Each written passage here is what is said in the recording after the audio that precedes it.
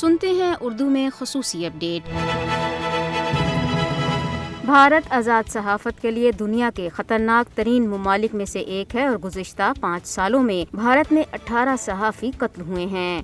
بھارت میں صحافتی برادری کے خلاف بیجا قانونی چارہ جوئی، قتل اور ڈرانا دھمکانا ایک عام بات ہے۔ بی جے پی کے اقتدار میں آنے کے بعد مودی حکومت پر تنقید کرنے والے صحافیوں پر حملوں میں اضافہ ہوا ہے اور بھارت عالمی پریس فریڈم انڈیکس میں تیزی سے نیچے آ رہا ہے۔ صحافیوں کی بین الاقوامی تنظیم رپورٹرز وداؤٹ بارڈرز کی تازہ ترین درجہ بندی میں بھارت 180 ممالک میں 142ویں نمبر پر ہے۔ بھارت میں بی جے پی کی پالیسیوں سے اختلاف کرنے والے صحافیوں کو عدالتی کارروائی کے ذریعے ہراساں کرنے اور ڈرانے دھمکانے کا رجحان مسلسل بڑھ رہا ہے۔ بھارتی تحقیقاتی خاتون صحافی رانا ایوب مودی حکومت کا تازہ شکار ہیں۔ ممبئی میں مقیم ممتاز صحافی رانا ایوب کو مودی حکومت پر تنقید کے سبب ہندو انتہا پسندوں کی طرف سے جان سے مارنے اور ریپ کی دھمکیوں کا سامنا ہے۔ حال ہی میں 11 فروری کو گزشتہ 6 ماہ میں مسلسل دوسری مرتبہ رانا ایوب کے بینک اکاؤنٹس اور دیگر اثاثوں کو منی لانڈرنگ اور ٹیکس فراڈ کے بے بنیاد الزامات پر منجمد کیا گیا ہے۔